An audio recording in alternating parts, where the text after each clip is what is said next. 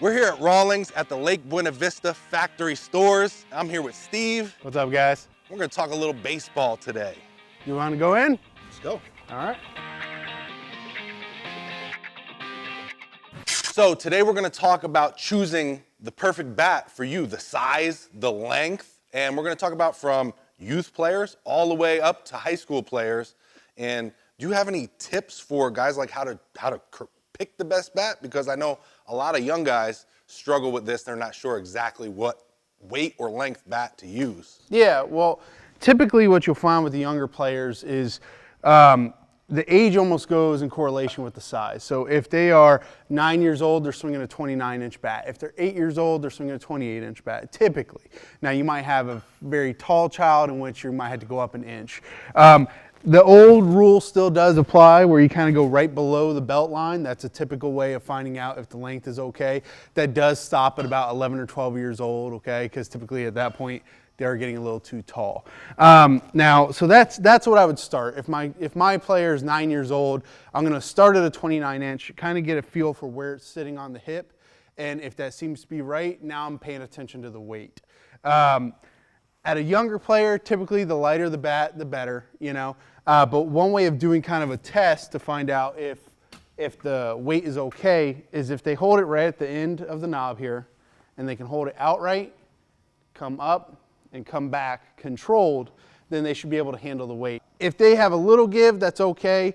But if they're really struggling to turn it upright, then at that point you might know it's a little heavy for them. It's a great one. Another one that I've seen before for length-wise is if you grab the bat and put it against your chest, and if you're able to reach the sweet spot, then you know you've got a pretty good length. But that typically goes right in line with what Steve was talking about with the length down to the side. If you're able to grab it at your side, you've got a pretty good length as well. So now what about for the older guys, high school guys, how can they decide what bat's good for them? Gotcha. I'll give you a bit of a generic sizing as well. Typically, the freshmen are right in about a 31, 32 if they're slightly taller.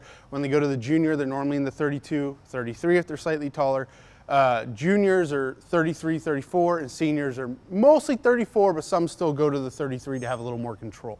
So that'll give you kind of a generic. Now, obviously, it is still based on your height. So if you are, 6'4", you want to swing more towards the 34-inch. If you're 5'8", stay on the 31-inch side. Gotcha. Now, I know there's a bunch of rules with the bats. Right. Can you kind of touch on some of that? Like, how do I know what's legal, what's not legal? Gotcha. And which one's the best for me? Well, there's a lot of changes happening this year with the new bat rules. Now, any sort of institutional ball, meaning like Little League, Babe Ruth, Cal Ripken, they're all going to the USA standard, okay? So this is no longer the 1.15 that it used to be. So with the USA bats, the main thing that you're wanting is that it actually has the USA logo on the bat. That's how you know you're going to be approved for 2018. The major change is they did go up to a 2 5/8 barrel. Before it was always a 2 1/4, so they do get a bigger hitting surface. The walls are slightly thicker to make the ball not come off as fast to protect the player. So that's sort of your big changes this year in Little League and Babe Ruth, etc. USSA, like travel ball, is still the same as it used to be. Now, this actually says made in USA, so that's not a USA sticker, okay? So this is not allowed in USA play because it's a 2 3/4 barrel and it's a 1.15. So this would not be allowed in the USA play. This is more travel ball or U-trip. And for this, you have to look for the thumbprint, right? Is that right, the thumbprint, which is right here. It says USSA 115 BPF. So that's the major differences now. So unfortunately, you can't use one bat for both leagues, but you can know if you're going to be staying in a Little League, you want to go USA. If you're going to be doing travel ball, then you go with the U-trip bat. So now for the younger guys, we know how to pick our weight and our length, right, and we know what standard we need to be in, what league we're playing in, what bat, USSA or USA. Right. But now, how do I select? If I come in and I'm a parent, I see I've got all these options. Right. How do I choose from one of these? It's one, obviously, it's price point. You know, put yourself in something comfortable. These are still younger players, right? You don't need to be putting yourself in a $300 price point if they're 8 years old, because a lot of times their bat speed isn't high enough to even interact with that type of technology.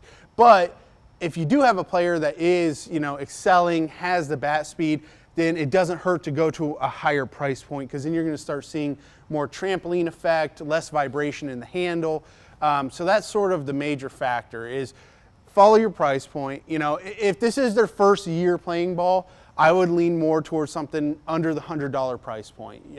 When you're up by the $100, you still get a bit of technology. They shave the barrel a bit. They make it to where you're going to get a little more trampoline effect when you're in this price point.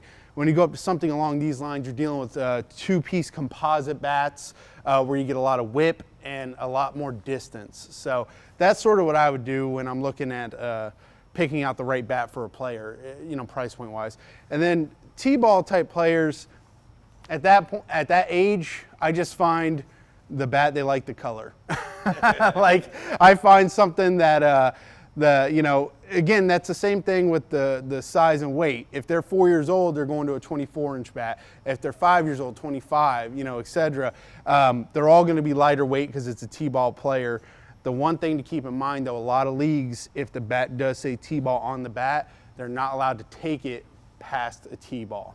Gotcha. And now these, I'm looking at them, they all seem like drop 12s. Yes, right about. And then what about the youth bats? We talked about length and weight, but what are the drops on them? Right. With the change, it's obviously a little harder to get a lighter weight bat because we have to go with the bigger barrel. So there's drop 11s, there's drop 10s, and drop 8s.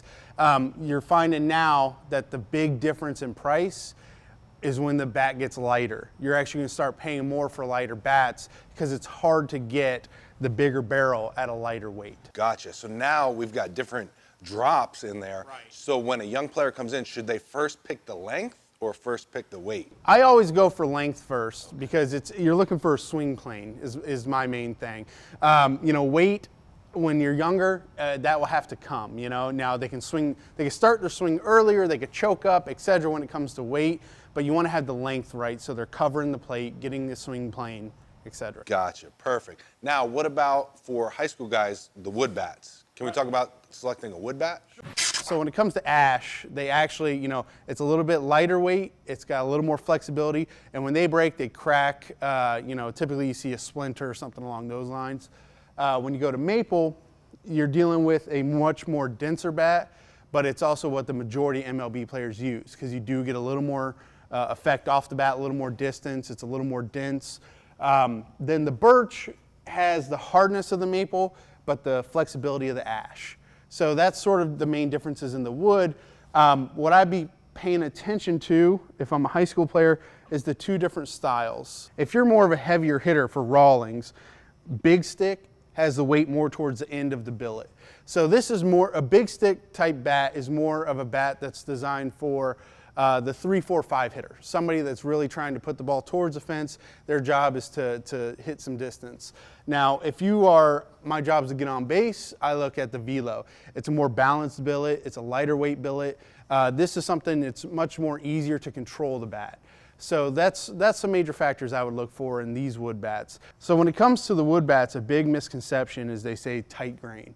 Like this bat here, you see there's several grains per inch, and a lot of players are like, oh, that's great. Well, actually, when you're looking at an actual major league quality bat, this is an MLB player's bat, it's actually fairly evenly spaced and only 6 to 8 grains an inch. This is pro quality wood. This is actually a $30 style bat.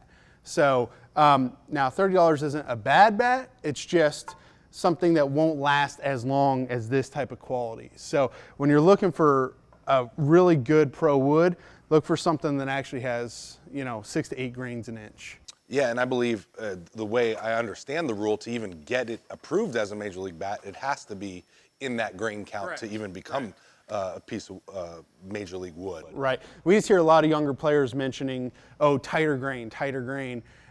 They want several grains an inch, and that's not a good thing. Yeah. One thing I learned a while ago working with wood bats too is also you want that less, you know, grains, less of the lines coming forward. The straightness of the grain is obviously important, and we're going to talk about the ink dot in a minute. But the tightness of the grain here is good, because the bigger they are, sometimes you'll see that the grain itself is actually really porous and wide. So you can actually have a major league quality bat as far as grain count goes, but if the grain is actually spread apart, that tree grew really fast and it's actually a weaker bat. So you kind of want the best of both worlds. Right. You want that tightness of grain, of the actual grain, not in between the grain. That's what most guys most young players talk about when they talk about tightness of grain, but also the grain count. The whole thing with the ink dot is just slope, the slope of the bat. Okay, so when they drop the ink, it's a way for them to be able to see the grains on a maple bat, because grains on a maple bat are actually fairly hard to see. So when they drop it, if the ink is staying clustered like this, and you can see the slope is fairly up and down, then you got a good bat. Okay, it's a good maple bat, sellable. When you do an ink dot and it actually kind of spreads out and kind of falls, and the slope isn't up and down, it's kind of, you start seeing the turns, that's when they can't use it. And the major reason for that is a couple years ago, I'm sure you saw, when players were hitting these bats and the barrels were flying at the pitchers and flying at the shortstops, that was because they were using maple bats that weren't MLB quality.